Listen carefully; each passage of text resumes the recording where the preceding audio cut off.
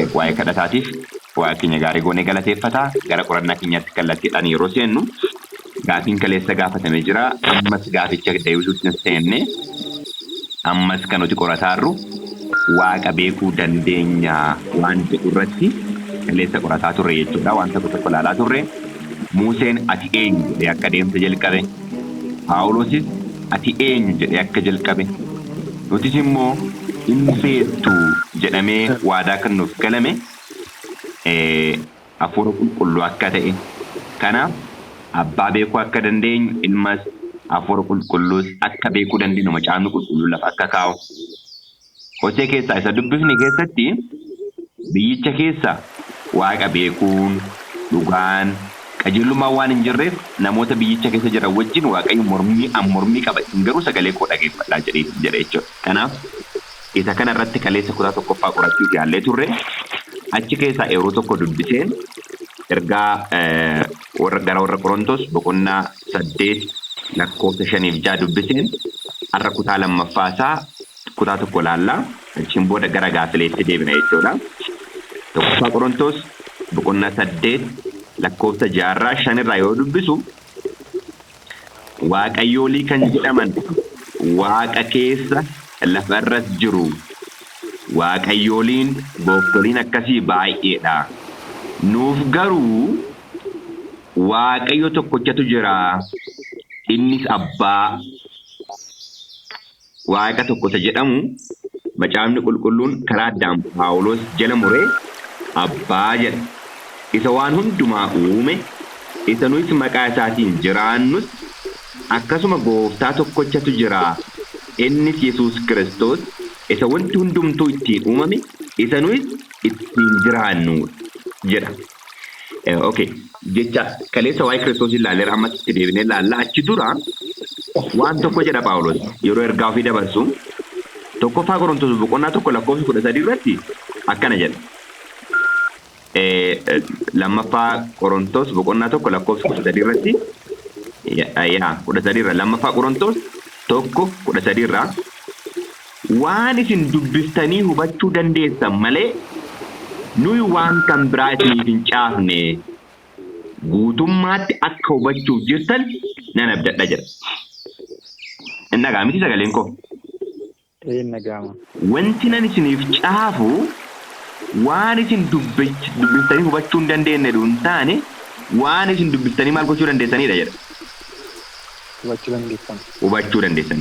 Waan isin dubbiftanii hubachuu dandeessan malee nuyi wanta kan biraa isiniif hin caafne guutummaatti akka hubachuuf jirtan nan abdadha jedha. Kun jecha Phaawulos. Akkasumas Ibrootas kan barreesse Phaawulosiin akka ta'e baay'een keenya numa fudhanna jedhee yaada. 1:8 irratti eenyummaa Kiristoosii akkas jedhee kaa'a. Tokkoffaa Qorontos 8:6 dubbifneerra. Waa'ee Kiristoosii immoo Ibroota 1:8 irratti waa'ee ilmaa garuu jedha. Waa'ee ilmaa garuu yeroo eenyutu dubbataara? Abbaatu dubbata. Sababni isaa boqonnaa tokko lakkoofsa 1 irratti Ibroota irratti bara durii Waaqayyo si'a baay'ee karaa garaagaraatiin raajotaan abboota keenyatti maal godheera jedha. Dubbateera.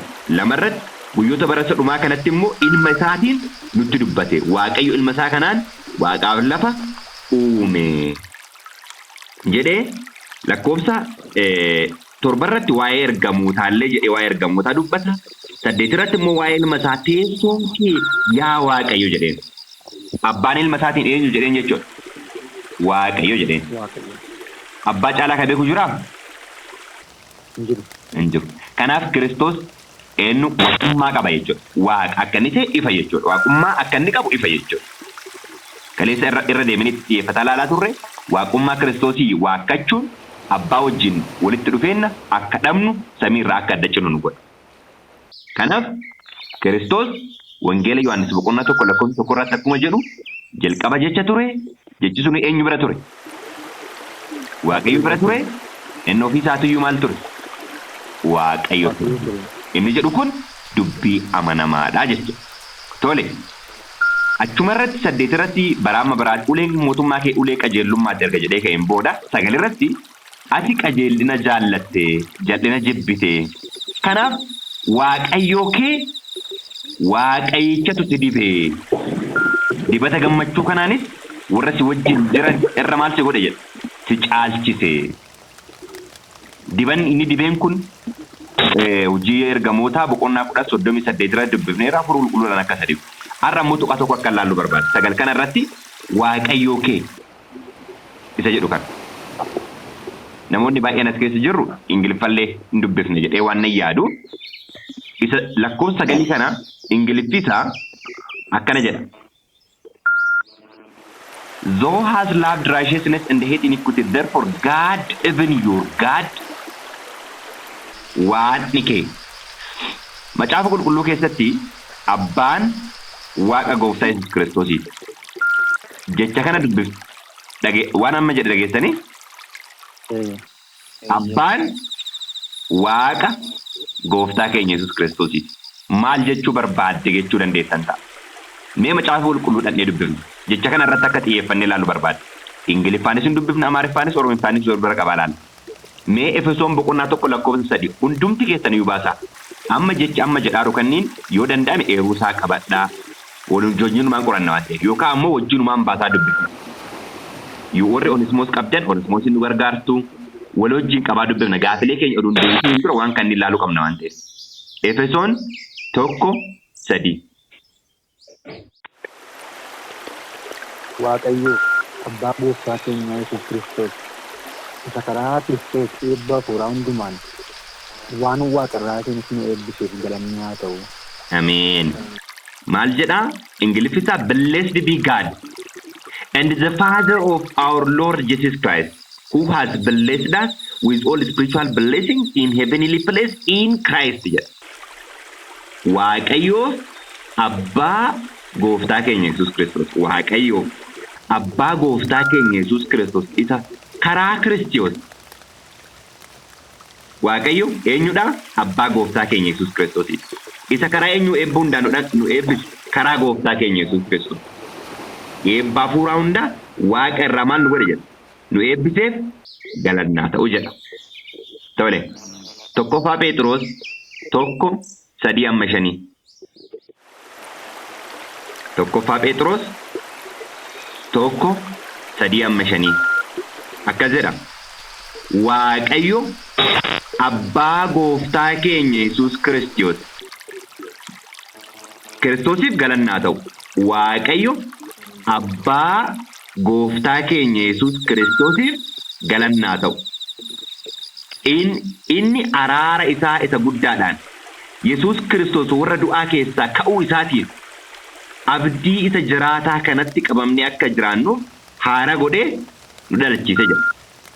Ingiliffasaa 3 kanarra blessed be God and the Father of our Lord Jesus Christ.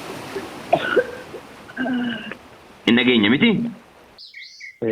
Blessed be God and the Father of our Lord Jesus Christ, which according to his abundant mercy has begotten us again unto lively hope by resurrection of Jesus Christ from the dead. Roome boqonnaa 6 lakkoofsa 4 irratti Kiristoos humna waaqa abbaatiin akka boolla keessaa ka'e beenna. Roome boqonnaa 6 lakkoofsa 4 irratti.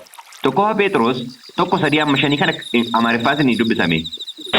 Amaariffaan ኢየሱስ ክርስቶስን ከሙታን በመነሳቱ ለሕያው ተስፋና ለማይጠፋ እድፈትም ለሌለበት ለሚያልፍም ርስት እንደሚሄረቱ ብዛት ሁለተኛ የወለደን የጌታችን የኢየሱስ ክርስቶስ አምላክና አባት ይባረክ ጀ አማሪ ፎልብራ ወርቅ አብደን ብዙ ረንዴት ከና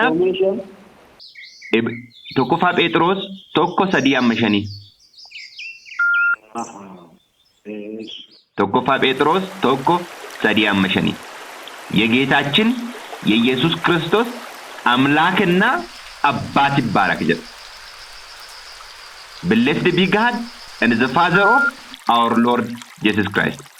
waaqayyo abbaa gooftaa keenya Yesuus Kiristoos jecha amma jedharu kana macaafa qulqulluuraallee kitaaba raajii irraallee proof goonee ilaalla jechuudha. Roomee 15:5 Roomee 15:5 shanii amma ja'a. Akkana jedha shanirraa. Oromiffaan dubbisaa. Waaqayyo inni obsaa fi jajjabina namaaf kennu immoo fakkeenya Kiristoos Yesuus duukaa buutanii waliigaltee akka qabaattaniif isin haa dandeessisu.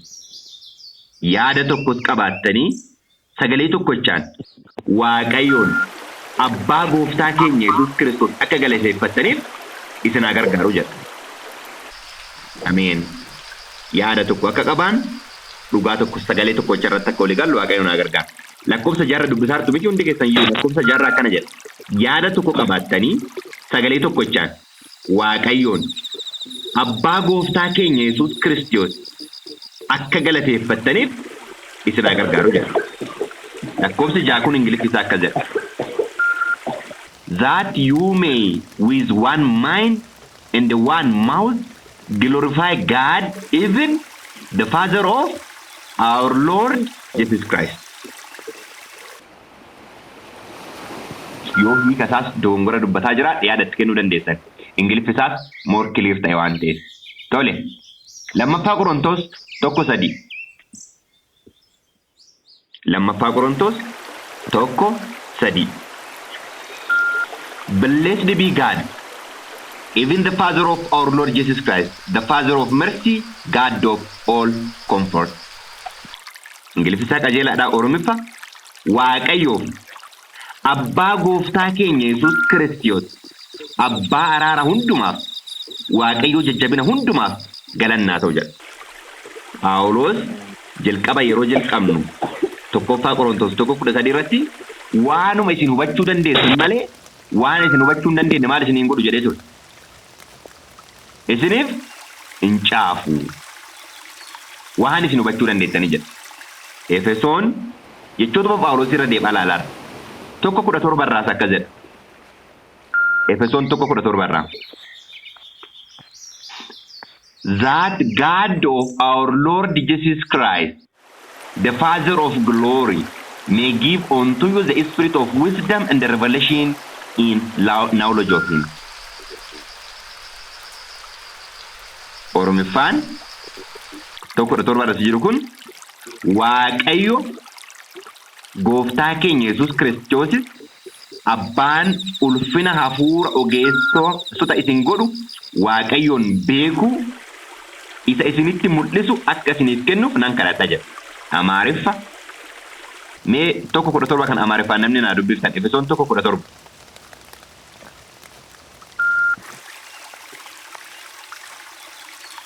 የክብር አባት የጌታችን የኢየሱስ ክርስቶስ አምላክ እርሱን በማወቅ በጥበብና የመገለጥን መንፈስ እንዲሰጣቸው እለምናለሁ።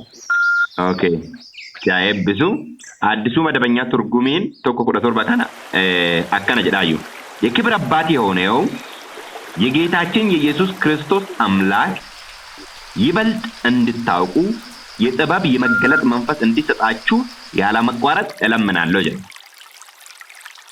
ኦኬ አማ አካጅረት ኢብሳሩ ታጋማ ጥቅሶታ ጋማ ዱብሳሩ ከሰቲ አባን ዋቀ ጎፍታ ከኛ ኢየሱስ ክርስቶስ አከተ አባታቲ ፊ ዋቅ የቱመ ክርስቶስ ጀሪ የቱመ ክርስቶስ ወንጌለ ዮሐንስ በቆና ድደማ ለኮስ ክርስቶስ በራት ዱበተ የቾ ገራ አባኮፍ ገራ አባከስተኒ ገራ ዋቀኮፍ ገራ ኤኙ ጀ ዋቀ keessanii jedha. Mee namni tokko mul'ata boqonnaa 3:12 naaf baasa. Wangeelaayii isin biraa yoo isin mijate Onesimoos irraa yoo naaf tan nattola. Mul'ata 3:12. Ammasiif namoonni kuwwan Qolaasiyaas baafna. Qolaasiyaas boqonnaa 1 lakkoofsa 5 amma 6 3 amma 5 waliin dubbifna. Mul'ata 3:12 biraa yoo baatan dubbisuu dandeessu.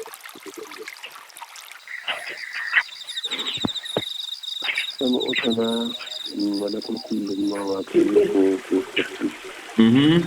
Kutaa nan jedha. Keessatti matumaa hin baafamu maqaa waaqayyoo kootii maqaa mandara waaqayyoo kootii Yerusaalem ishee haaraa ishee waaqayyo koo biraatii waaqa keessa gadi buutu maqaa koo isaa haaraa fi utubaa kanas irratti hancaasa. Ameen. Utubaa nan godha jedhee ka'e utubaa kanarratti maqaa waaqayyoo kootii, maqaa mandara waaqayyoo kootii, waaqayyoo koo jedhee irra deebi'ee dubbata jechuudha.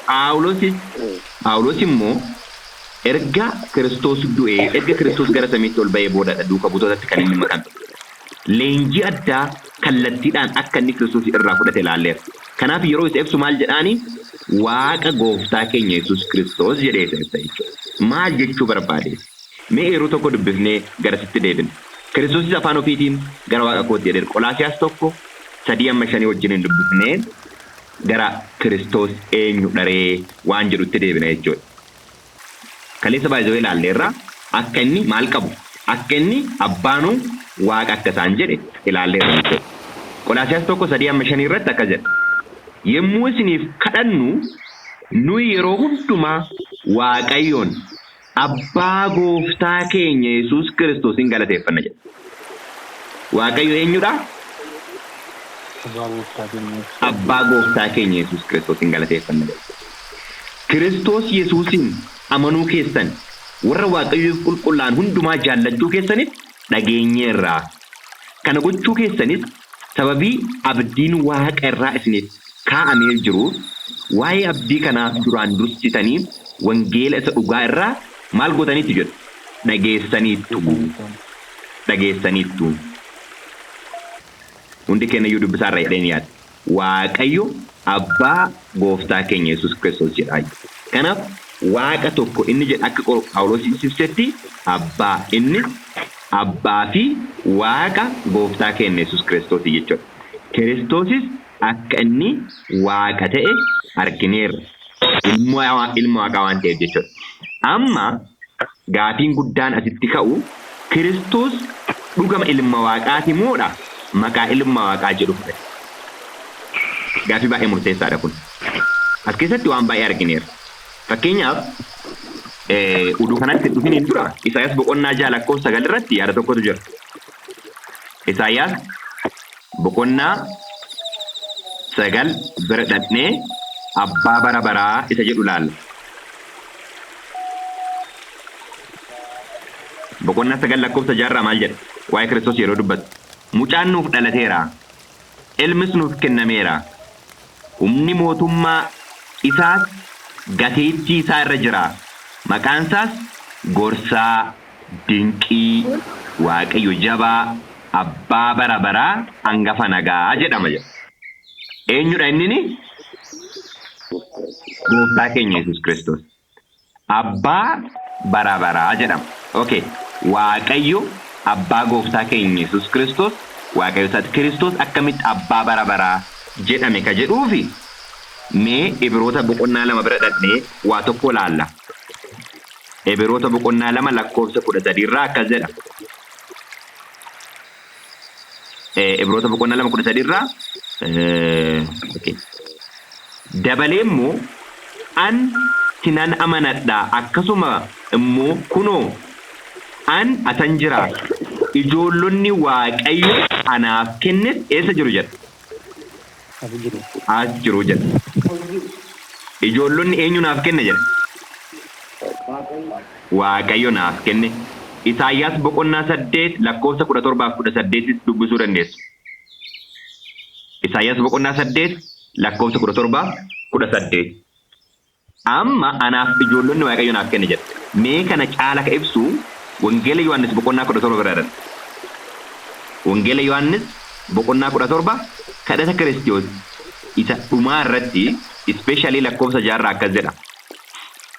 Biyya lafaa keessa waan ati anaaf laattetti warra ati anaaf laattetti maal godheera jedha. Maqaa kee beeksiseera. Warra ati anaaf laattetti aniif ijoollonni ati naaf kennite jedha. Kanaaf Kiristoos nuuf maalidha? Abbaa bara baraati.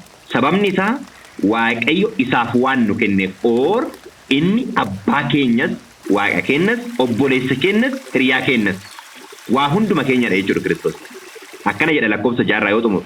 Isaan kan kee turanii jedha. Isaan kan eenyu turan? kan kee turan ati immoo anaaf isaan laatte isaanis dubbii kee maal godhaniiru eeganiiru jedha anaaf isaan laatte kan kee turani jedha kanaaf Kiristoos abbaa bara baraati yeroo jedhamu akka abbaan isaaf nu kenne inni nuuf obboloota keenya akka ta'e obboleessa keenya akka ta'e akkasumas abbaa keenya akka ta'e sababni isaa maal jedha abbaa isaatiin yeroo dubbatu Kiristoos aniif ijoollonni ati naaf kennite kan kee turanii ati immoo maal goote naaf kennite akkasitti Kiristoos abbaa bara baraa jedhame jechuudha lachuusaa amma gaafiin Kiristoos maqaa ilma waaqaa jedhamu fudhate moodha dhuguma ilma waaqaati mee macaafa qulqulluudhaan deebifna kanatti maqaa ilma waaqaa jedhamu fudhate moo dhuguma ilma waaqaati kanas macaafa qulqulluudhaan deebifna akkuma silesniin jedhe kanaan dura Maatiwoos boqonnaa 16 lakkoofsa 15 irratti eenyu naan jettu yeroo jedhu Phexros deebisee maal jedheen ati qulqulluu ilma waaqa jiraataati yeroo jedhuuni maal jedheen Kiristoos dubbii kana abbaa koo isa waaqarra jirutu sitti malee fooniif dhiinni waan kana maal siin goona jedheen siif hin ibsine kana jechuun inni maal jedhaara jechuudha an ilma isaati jedhaara jechuudha akkasii mitiree an ilma isaati isuma dhugumaa jedhaara jechuudha tole mee macaafni qulqulluun maal jedha Yohaannis maal jedhee eenyummaa koo beekuu qabdanii jedha iddoo biraatti kaleessas qorataa ture wangeela Yohaannis 8:24 irratti ani eenyu akka ta'e yoo beektanii natti amanuu baattan cubbuu keessanii maal taatu jedha duutu jedha eenyu akka inni ta'e beekuu qabna jechuudha dhuguma inni ilma waaqaati immoodha maqaa ilma waaqaa jedhamu fudhate mee duuka buutonni walii galanii maal jedhan wangeela Yohaannis 6:69 wangeela Yohaannis 6:69 irraa akkas jedha nuyi isa tokkocha qulqulluu waaqayyo akkati taate amanneerra beekneerratti ingiliffi isaa 6:69 irraa akkas jedha wangeela Yohaannis boqonnaa 6 lakkoofsa 69 we believe in the sure that sure inni jedhu kun ergixanyoochineen yookaan ammoo mirkaneeffanneerra jechuudha mitiire yoo jechicha tarii yeroo hiikoonna jedhe na qabuu dandeettu we believe ni amanna and the sure that mirkaneeffanneerra you are Christ the son of living God ilma waaqa eenyuun waaqa jiraataan tole ilma waaqa jiraataati duuka buutonni akkasitti amanu maqaa ilma waaqa jiraataa fudhatee doon taane dhugaadha mirkaneeffataniiran inni eenyudha inni ilma waaqa jiraataati nuti ammoo hundee raajota bartoota irratti maal taane jedha ijaaramne jedha yeroo waa'ee cuuphaa laallu itti deebinee Maatiwoos 28:19 bal'inaan yeroo laallu itti deebinee laalla kutaa itti aanu keessatti okay Maatiwoos 14:33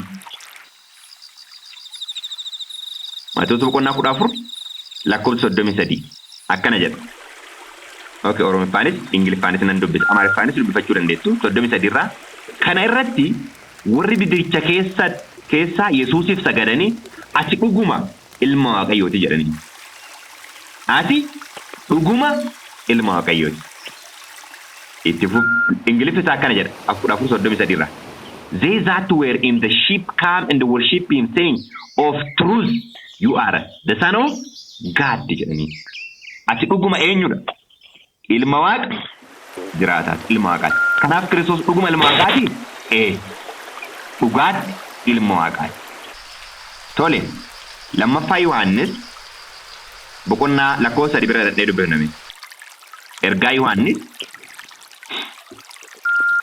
isa lammataa jechuudha lakkoofsa 3 boqonnaa 1 lakkoofsa 3 Oromiffas Ingiliffas dubbifna yeroo baay'ee hiikkaan Oromiffaasaa baay'ee sirrii miti kanaafan Ingiliffas itti makaa dubbisaara wajjinumaan akka laallu ayyaanni araarri nagaanis waaqayyo abbaa biraa Yesuus Kiristoos ilma abbaa biraas dhugaatti jaalalattis nu wajjin haa ta'u jedha mitiire tole Ingiliffasaan dubbisa grace be with you mercy and peace from God the Father and from Lord Jesus Christ, the Son of the Father, in truth and love. Christ is the Son of God in truth. Dhuguma Kiristoos ilma waaqaati. Kiristoos ilma waaqaati. Okay. Aniif ilmi koo tokkummaan nuti qabnu waan tokko. Anis nama, ilmi koos maalidha? Nama. Aniif ilmi koo tokko yoon jedhe, aniif ilmi koo maal qabna jechuudha? Nama aniif ilmi koos. Kiristoos aniif abbaan koo tokko jedhe mun jenne. Ani wangeela Maatiwoos 10:30 irratti Yohaannis 10:30 irratti maal jedha? Aniif abbaan koo tokko jedha. Tokko yeroo jedhu wangeela Yohaannis 17 irratti akkuma abbaa koo keessa jiru wangeela Yohaannis 10:30 irratti anii fi abbaan tokko isaaniin jedhe jedha. 17 irratti immoo dhaqnee yoo laalle 17:21 irraa isaan tokko haa ta'aniif yaa abbaa akka ati ana keessa jirtu anis si keessa jiru isaanis nu keessa haa jiraataniif biyyi lafaas ati akka na ergite haa beeku kadhachuu kooti jedha. 23 irraa an isaan keessa atis na keessa jiraachuu keetiin isaan raawwatanii maal haa ta'an jedha. Tokko haa ta'ani jedha. Tokko ta'uu jechuun qaamaan physical singleness uduun taane abbaan ilma isaa keessa waaqummaan abbaa ilma keessa waaqummaan ilmaa abbaa keessa namummaan ilmaanu keessa namummaan keenya immoo eenyu keessa Kiristoos keessa jechuudha. Tole waan agammaa laalle keessatti Kiristoos ilma waaqa jiraataa akka ta'e Waaqayyo ammoo abbaa gooftaa keenya Yesuus Kiristoos akka ta'e laalleera. Mee kitaaba raajii irraa jecha kana gabaabsee iddoo walitti qabu laalla. Kitaaba raajii irraa Teestimoonii vooluumii 8 fuula 268 keeyyata 3ffaa warra qabataa jirtaniif qabachuu dandeessu. Vooluumii 8ffaa fuula 268 keeyyata 3ffaa. God is the Father of Christ. Waaqayyo abbaa gooftaa keenya Yesuus Kiristoosiiti. Christ is the Son of God. Kiristoos immoo eenyudha? Ilma waaqaati. To Christ has been given an exalted position. Kiristoosiif iddoo olaanaatu isaaf maal ta'e jedha? Kenname. He has been made equal with the Father. All the counsels of God are open to his Son. Kanaaf abbaa wajjin akka walqixa ta'u taasifame mariin abbaa hundinuu isaaf maal ta'e jedha? Isaaf banamee jedha. Okay. Great controversy irratti